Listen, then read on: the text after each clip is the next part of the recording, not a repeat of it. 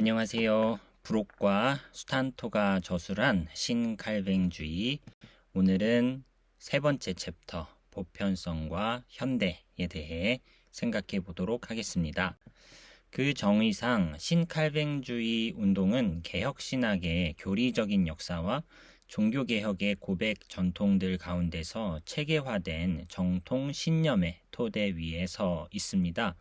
그 운동은 다양한 현대 사조의 발흥에 맞서 그 정통 신앙을 재현하려고 애썼으며 그 사조들 가운데는 사회적인 것과 신학적인 것들이 모두 포함됩니다. 이런 사조들은 특히 대중의 불신앙과 신학적 자유주의 가운데에서 뚜렷이 드러났죠. 카이퍼는 신학적 자유주의 형태를 띤 현대주의가 실제로는 기독교의 외피를 덮어쓴 하나의 화려한 허상일 뿐이라는 유명한 말을 남겼습니다. 그들의 신은 하나의 추상적인 존재일 뿐 아무런 실존성을 지니지 않는다. 카이퍼는 합리주의적인 모더니즘과 과거의 개혁신앙을 중재해 보려는 신학적 시도들을 이렇게 비판하였습니다. 이 중재신학에서는 어떤 안정적인 사유의 출발점이나 통일된 원리도 정합성 있는 세계관의 토대가 되는 조화로운 인생관도 찾아볼 수 없다라고 말했죠. 그런데 앞으로 살필 바와 같이 우리의 신학이 과거의 정통의 뿌리를 두어야 한다는 카이퍼와 바빙크의 주장은 그저 역사적인 복고와 회귀를 향한 갈망에서 나온 것이 아니었습니다.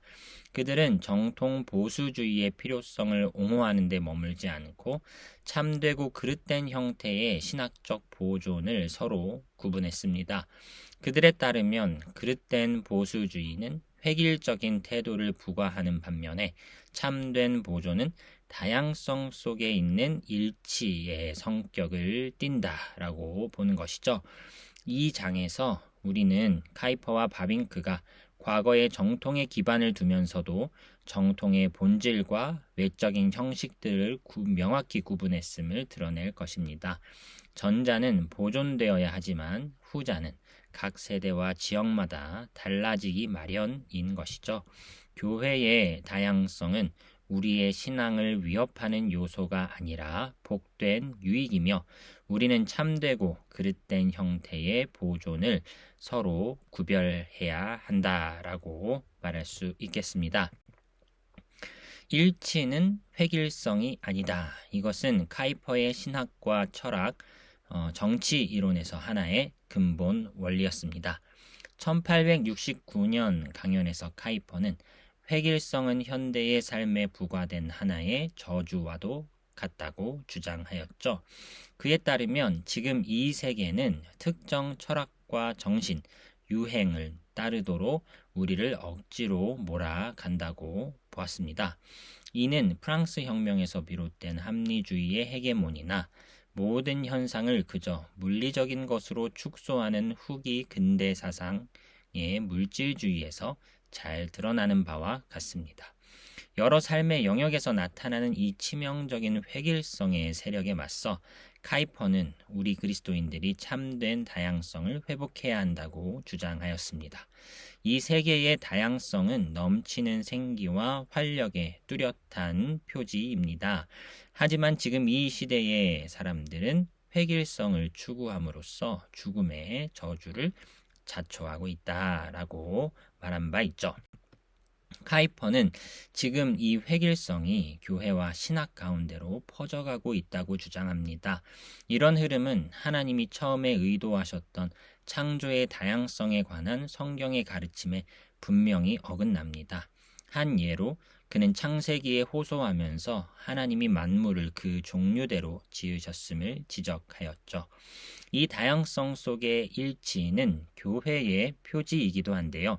카이퍼는 이 일치를 시적인 방식으로 묘사하면서 그것을 주님의 몸인 교회와 오순절 사건 그리고 요한의 묵시적인 환상 속에서 예견되는 새 창조 세계의 예배에 결부시킵니다. 그에 따르면 이 땅의 교회는 늘 기독론적인 일치와 성령의 능력에 근거한 인격적 다양성 사이에서 균형을 잡으려고 노력해야 한다는 것인데요. 그 일에 실패할 때 획일성의 문제점이 생겨나며 우리는 주로 로마 가톨릭 교회나 종교개혁의 결과로 생겨난 국가교회들 사이에서도 그런 모습들을 보게 된다고 말합니다. 카이퍼에 따르면 로마 가톨릭교는 자기 휘하에 있는 전 세계의 교회에 기계적인 획일성을 부과하면서 똑같은 예배 양식과 메시지, 삶의 패턴을 쫓게끔 만들죠. 로마 교회의 신념 체계는 하나의 획일적인 성격을 띠며 그것의 정치 제도와 예전 역시 그러하다는 것인데요. 그 교회의 메시지는 세상 전역에서 동일한 언어로 전파되고 그 신자들의 삶 역시 하나의 모델을 따라야만 한다라고 말합니다. 하지만 종교개혁 운동에서도 그 문제점은 또 다른 맥락에서 지속되었는데요. 카이퍼에 따르면 이 저항들의 결과로 이제는 그 억압의 주체가 로마 교회로부터 각 국가와 민족 교회로 옮겨갔습니다. 곧 개혁파 운동은 로마의 획일성을 이전과 다른 방식으로 자신들의 품 안에서 재현했을 뿐이다라는 것인데요. 당시 개혁파 진영에 속한 국가들은 종교의 자유를 옹호하면서도 자신들만의 일률적인 신앙 고백과 경건, 예전과 교회 정치 제도를 채택하고 있었습니다. 이전의 로마 교회에서처럼 여기에서도 다시 유기적인 일치 대신에 강제적인 획일성이 부과되었다라고 볼 수 있는 점인 것이죠. 하지만 카이퍼의 견해는 각 교회들이 제멋대로 낯선 교리와 신조들을 만들어내거나 공통의 역사와 신앙 고백을 아예 무시하는 방식으로 자신들의 삶을 이어가도 된다는 것은 아니었습니다. 오히려 카이퍼는 역사적이며 신조적인 정통성을 보존해야 한다고 여겼죠. 그런데 다른 한편으로 카이퍼는 이 정통의 보존이 맹목적인 복제와는 다르다는 점을 분명히 하였습니다. 그는 지나친 신앙고백주의의 위험성을 경고하면서 이렇게 말한 바 있는데요. 그러면 어떻게 해야 할까요? 그저 과거의 황금기를 추억하면서 최악의 의미에서 신앙고백주의자가 되어 지금 세대의 사람들에게 그들 자신의 신념에서 우러나지 않는 신앙의 형식들을 강요해야 하겠습니까? 하지만 그것은 불가능한 일입니다. 과거는 다시 돌아오지 않으며 맹목적인 복제는 무의미합니다. 현재의 요구들을 무시하는 한 그 모든 시도들은 실패할 수밖에 없습니다. 이들은 일종의 신앙고백주의자가 되어 오래된 신앙의 형식들을 고집하지만 정작 그 신앙 고백에 필요한 용기는 잃어버린 채로 남게 됩니다. 이 일은 우리가 앞으로 나아가는 데 도움을 주지 않습니다. 다시금 획일성이 낳는 실패 가운데로 인도할 뿐이다 라고 카이퍼가 말한 바 있다는 것이죠. 그러면 대안은 무엇일까요? 카이퍼는 각 나라마다 교회적인 획일성을 추구하는 국가적인 저항 대신에 정직하고 열린 마음으로 주저함 없이 자발적인 다양성을 받아들이는 것이 유일한 해결책이라고 주장합니다. 이런 교회들은 외부에서 부과되는 모든 획일성을 거부하며 이는 그 외부의 주체가 국가나 국가교회이든 로마 교황청이든 간에 마찬가지라는 것인데요. 이 교회들은 계시의 권위에서 우러나는 인격적 확신에 근거해서 한데 모이며 함께 예배하는 공동체로서 유기적인 모임과 제도를 이루어 간다라고 말하였습니다. 선한 뜻 아래서 마음과 정신이 하나 된 이들이 있다면 함께 모여 자신들의 신앙을 담대히 고백할 수 있을 것입니다. 하지만 이때 자신들이 실제로 소유한 것보다 더 높은 수준의 일치를 주장해서는 안 됩니다. 자신들이 원하고 고백하는 바가 무엇인지 알며 그저 명목상의 것이 아닌 실질적인 일치를 누리는 모습과 공동체들은 온전히 자율적인 토대 위에서 서로 연합할 수 있습니다.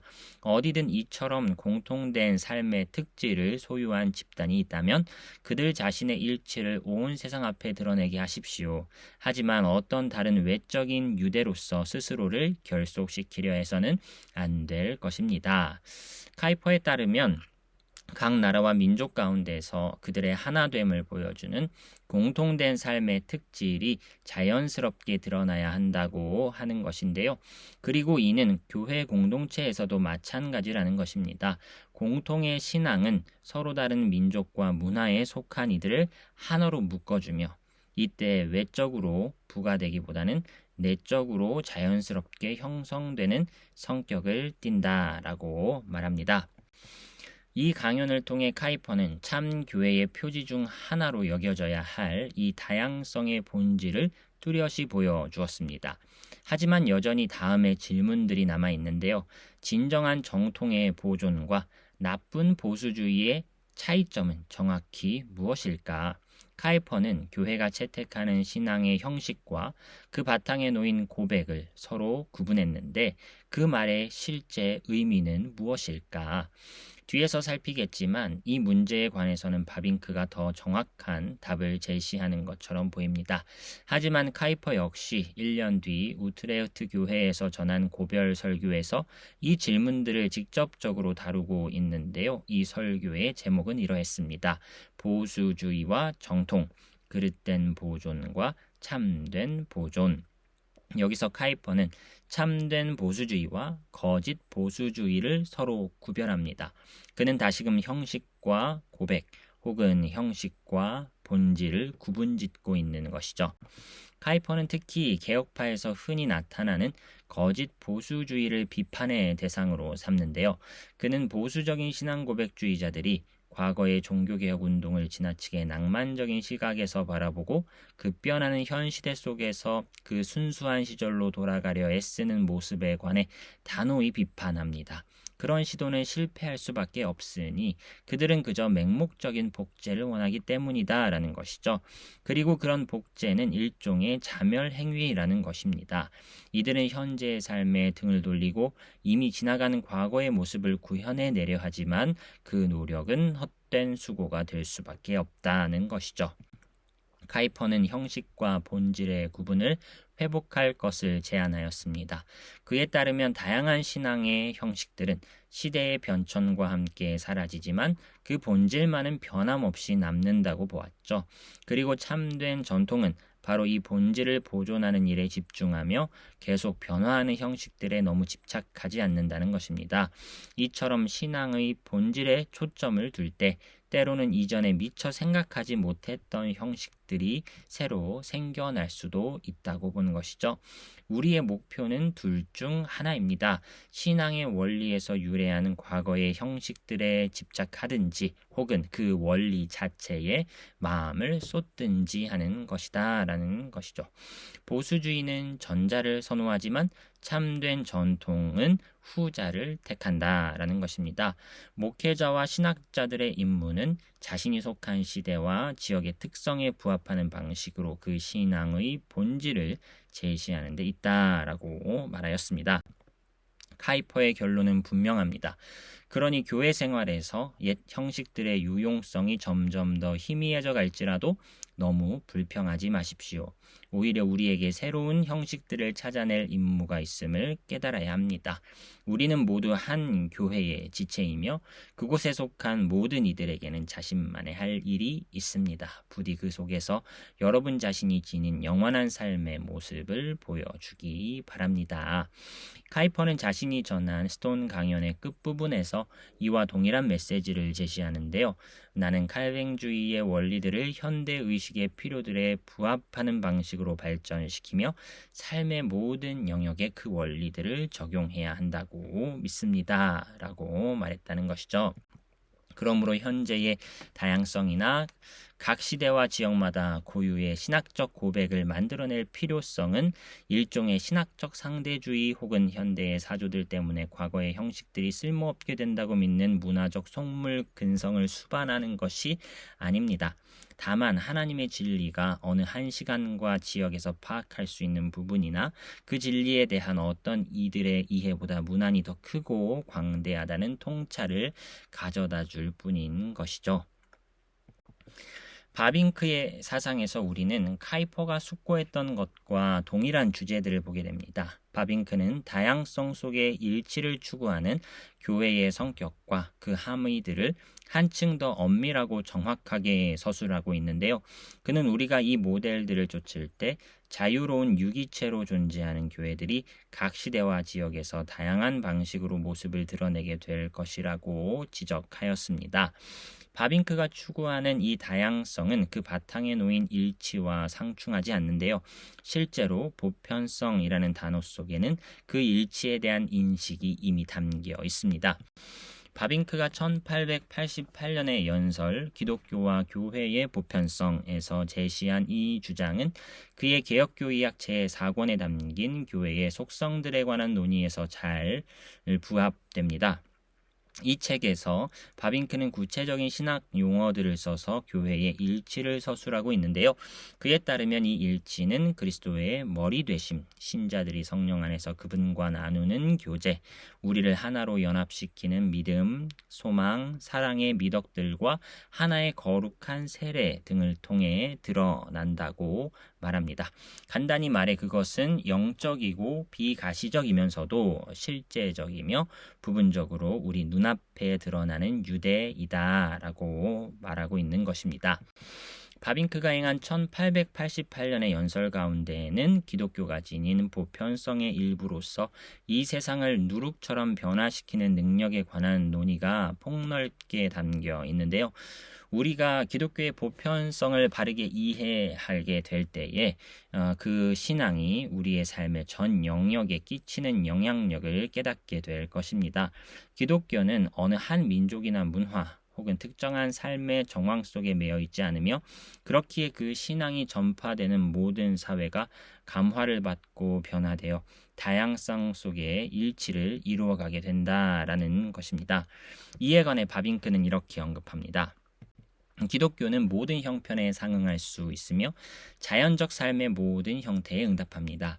이 믿음은 모든 시대에 적합하고 모든 것에 유익하며 모든 상황에 적절한 것입니다. 이 믿음은 자유롭고 독립적입니다. 왜냐하면 이 믿음은 다름 아닌 오직 죄와 싸우기 때문이며 모든 죄를 깨끗하게 씻는 것은 십자가의 피 안에 있기 때문입니다. 이 글의 마지막 문장에서 바빙크는 자주 인용되는 일종의 공리와도 같은 다음의 주장을 반복하는데요. 개신교는 자연과 초자연의 양적 대립을 죄와 은혜의 질적이며 윤리적인 대립으로 바꾸었다. 기독교는 인간의 죄와 대립할 뿐 그들의 문화 자체와 충돌하지는 않는다는 것이죠. 우리는 이후의 장들에서 이 요점을 더 폭넓게 다루어 보려고 합니다. 그가 1888년에 전한 강연의 주제들은 이후 1894년의 논문 칼뱅주의의 미래에서도 이어지는데 이 글에서 그는 개혁파 기독교에 관한 이전의 주장들을 더욱 강화하면서도 칼뱅주의의 보편적인 성격에 초점을 맞춥니다. 바빙크에 따르면 루터파 종교개혁은 순전히 종교적이고 신학적인 성격을 지녔던 반면에 칼뱅주의는 종교의 영역 너머로 확대되는 일종의 보편성을 장려했다는 것인데요. 칼뱅주의의 보편적인 성향은 그것이 국제적으로 많은 나라에서 수용되어 그 신앙의 원리들을 각자의 맥락에 맞게 반영하는 여러 신앙 고백을 생산해낸 일 가운데서 드러난다라고 볼 수 있다는 것입니다.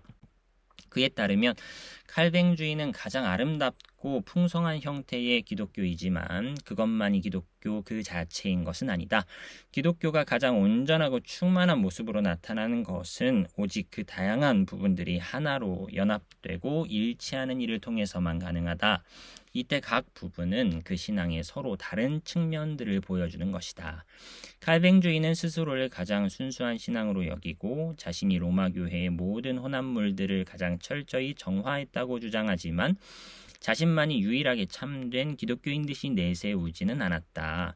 여기서 우리는 칼뱅주의에 대한 바빙크의 관점이 지닌 일종의 역설적인 성격을 보게 되는데요.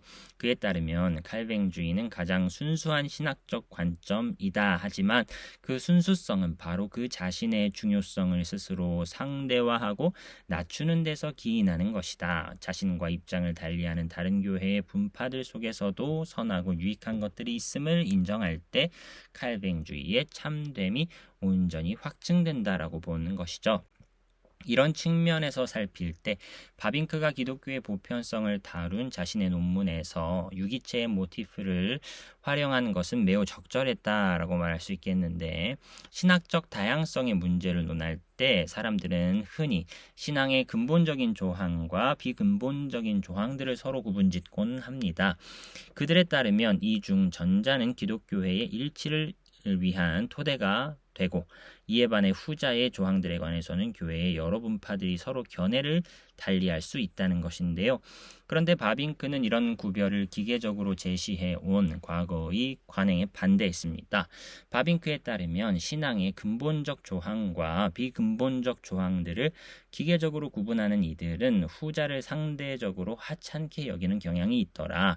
이에 반해 이 구분을 유기적으로 이해하는 이들은 후자의 조항들이 본질상 하나이면서도 다양한 모습으로 자신을 드러내는 기독교 신앙의 섬세한 측면들을 보여준다고 여기죠.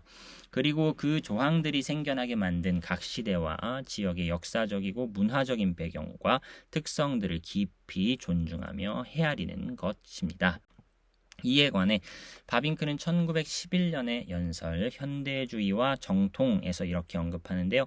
기독교 신학 전체는 다음의 전제 위에 자리 잡고 있습니다. 이는 우리의 신학 작업이 그저 성경의 구절들을 문자적으로 되풀이하는 일이 될 수 없다는 것이죠. 오히려 우리는 자유롭고 독립적인 태도를 취하면서 지금 이 시대의 의식과 삶에 밀접히 결부된 방식으로 그 사유의 대상인 하나님의 특별 계시를 깊이 있게 숙고해 가야 한다라는 것입니다. 그러므로 교회의 여러 신앙 고백들 가운데서 드러나는 다양성 속의 일치를 유기적으로 해석하는 일은 그저 하나의 막연한 이상에 머무르지 않습니다. 오히려 그것은 우리의 필수적인 의무라는 것이죠. 이런 사실을 염두에 두면서 우리는 자연히 다음에 두 번째 요점으로 나아가게 되는데요. 이는 곧 기독교는 실로 유연하고 개방적이어서 인간의 모든 문화를 포용하고 변화시켜 갈 수 있다는 것입니다. 이 점에 연관지어 우리는 또한 로마 가톨릭교라는 용어 자체에 논리적 모순이 담겨 있다는 바빙크의 비판을 다루어 보려 합니다. 바빙크는 칼뱅주의가 철저히 지적인 성격을 띈다고 주장합니다. 그에 따르면 그 사상은 하나의 광범위한 원리와 일관된 체계를 소유한다는 것인데요. 그리고 그 속에는 세상과 삶에 대한 하나의 포괄적인 관점이 담겨 있다는 것입니다.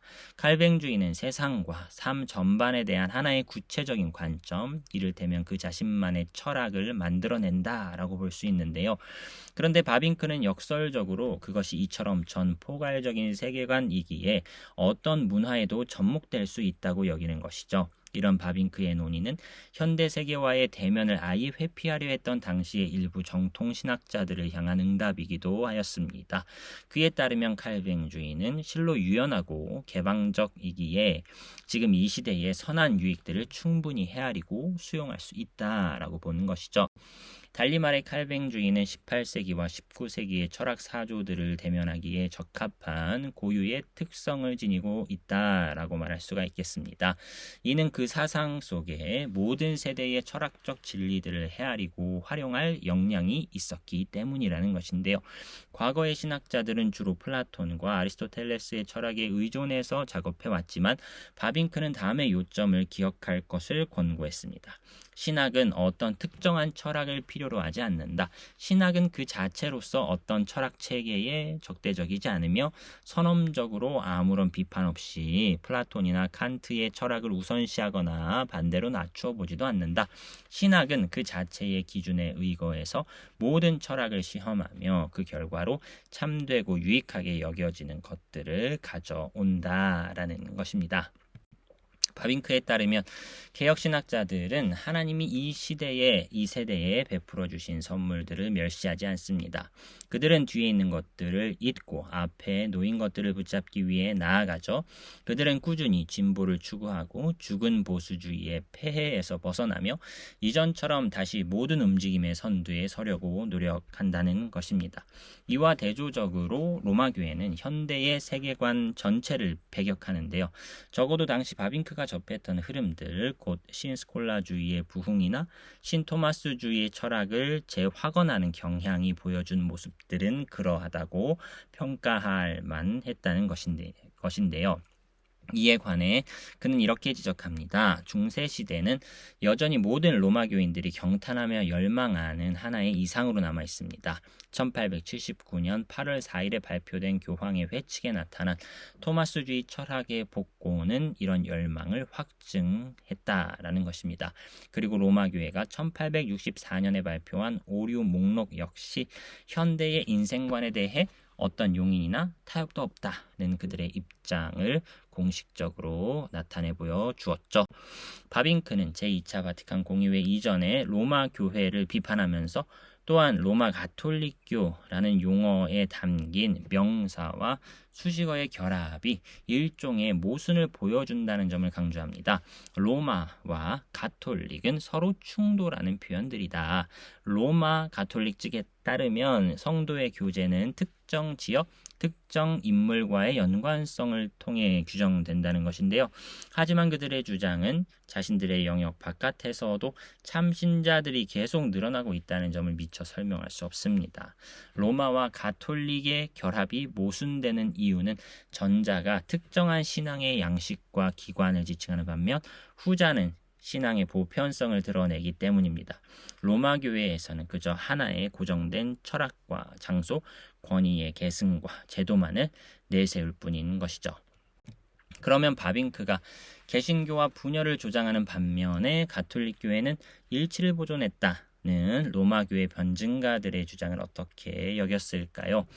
외적 통일성은 물론 더 매력적이어 보입니다. 로마교는 외적 통일성을 깨뜨리는 그 어떤 경우도 허용치 않고 개신교의 분열과 비교하면서 자신의 영광스러운 통일성을 과시합니다. 로마교회의 제도적인 일치는 그저 외적으로 부과되는 것으로서 그 안에 실제로 존재하는 여러 신학적 차이점을 덮고 감출 뿐이다라는 것인데요.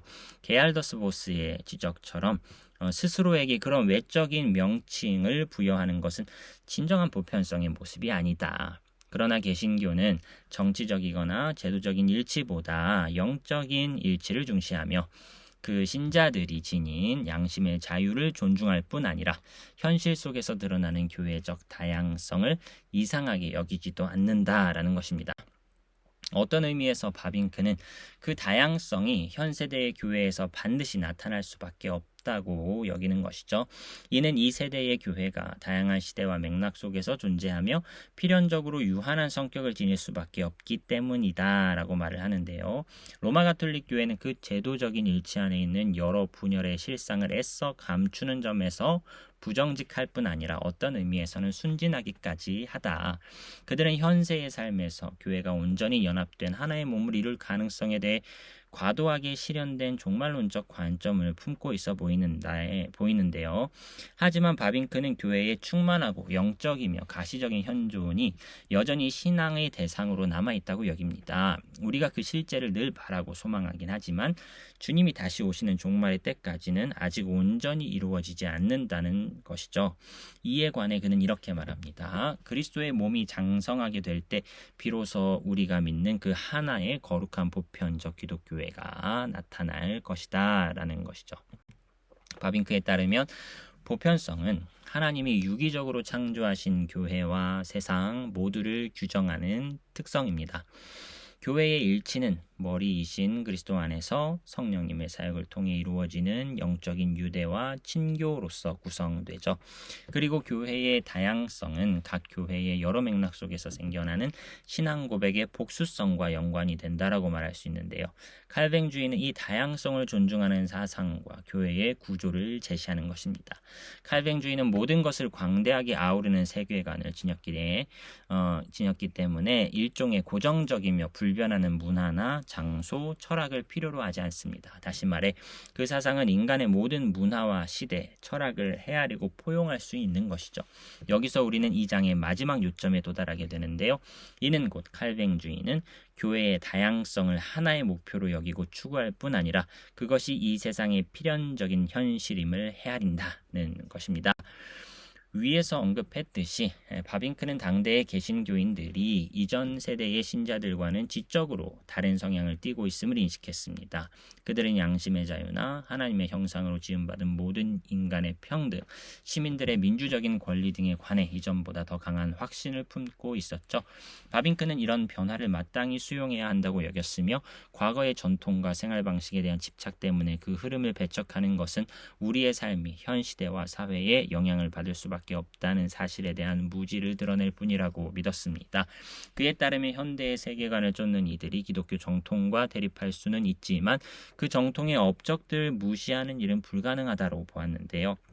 이는 그 세계관 자체가 과거의 정통에서 생겨난 것이기에 그러하다는 것입니다. 하지만 정통주의자들이 스스로 현대문화의 영향을 받지 않는다고 여기는 것 역시 그릇된 생각임을 알 필요가 있다라고 말을 하고 있습니다. 바빙크는 이처럼 자신의 분석을 두 가지 방식으로 이어가면서 현대주의와 정통의 상호 의존적인 성격을 드러냅니다. 그에 따르면 지금 현대주의자들이 활동할 수 있는 이유는 그 사상의 원천이 되는 과거의 정통이 있었기 때문이다. 그리고 이와 마찬가지로 정통주의자들 역시 일반 은총의 선물로 주어진 현대과학 문명의 유익들을 누리면서 살아가야 하죠. 이들이 서로를 그저 적대시하기만 하는 것은 매우 그릇된 일이다라고 말할 수 있습니다. 오히려 신칼뱅주의 운동에서는 이런 의존성을 감사로서 인정하며 받아들입니다. 카이퍼도 1871년에 그래서 이 현대주의와 정통의 상호 관계를 옹호했죠. 카이퍼는 고대의 이단인 아리우스주의와 현대주의 신학을 서로 비교합니다. 그에 따르면 두 운동 모두 각자의 시대에 깊은 영향력을 끼쳤으며 기독교 신앙을 향한 중대한 위협으로 간주되었죠. 하지만 정통 기독교는 이런 이단들의 출현에 감사해야 한다. 그럼으로써 선조들의 귀한 가르침을 새삼 돌아보며 신앙의 본질을 더 깊이 성찰하게 되지 않았느냐. 카이퍼에 따르면 우리가 현대주의의 도전에 바르게 대응할 때 그릇된 보수주의를 버리고 다시 참된 전통으로 나아갈 기회를 얻게 된다. 심지어 그는 신학적 자유주의의 일종의 독백신의 신학적 자유주의를 일종의 독백신에 견주면서 어떤 의미에서는 현대주의가 정통을 위기에서 구해냈다고까지 언급하고 있습니다. 이 장에서 우리는 카이퍼와 바빙크가 교회의 보편성을 일종의 다원성, 곧 기계적이기보다는 유기적인 성격을 띤 다양성 속의 일치로 이해했음을 살펴보았습니다.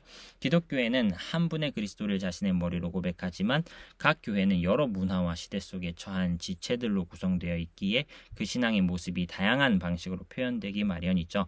우리는 그런 교회의 모습들을 그저 획일적으로 규정해 버릴 수가 없습니다. 각 세대는 동일한 믿음을 새로운 형태로 고백할 것을 요구하며 모든 신학자들에게는 기독교의 정통 신앙을 늘 새롭게 숙고하고 드러낼 책임이 있죠. 바빙크는 자신이 속한 세대의 필요에 부응하는 신학 입문서로 집필한 하나님의 큰 일이라는 책의 서문에서 이 점을 명확히 지적한 바 있는데요.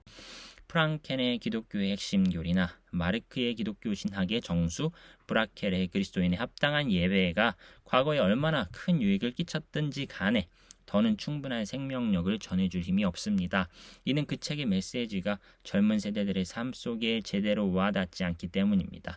그리하여 사람들은 은연중에 기독교가 더 이상 현 세대의 필요에 부합하지 않는구나 하는 생각을 품게 되죠. 지금 우리에게는 선조들의 작품을 대신해서 오래된 진리들을 이 시대의 요구에 부응하는 형태로 전해주는 작업이 절실히 요구된다라는 것이죠.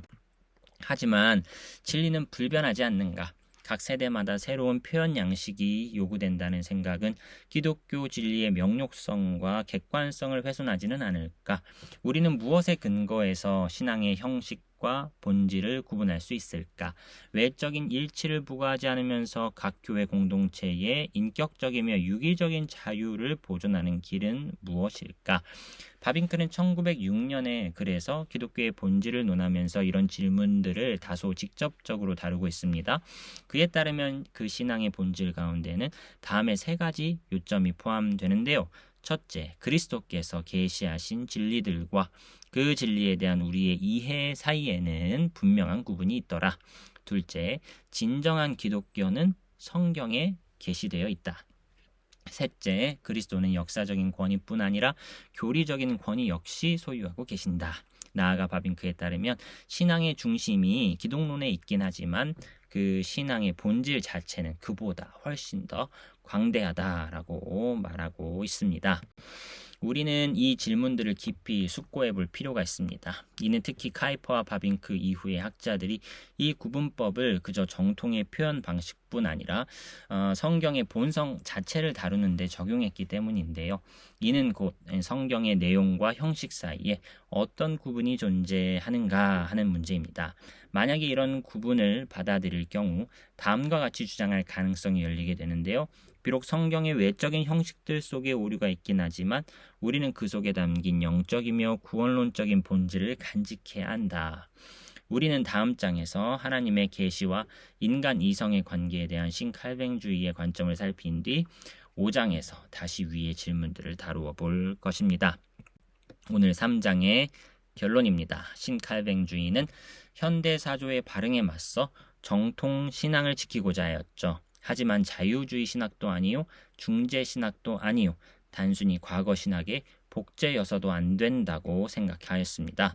다양성 속의 일치가 그들이 추구했던 바이다 라고 말할 수 있겠는데요. 여기에서의 일치는 획일성이 아닙니다. 또한 카이퍼는 형식과 본질의 구분을 회복할 것을 제안하였죠.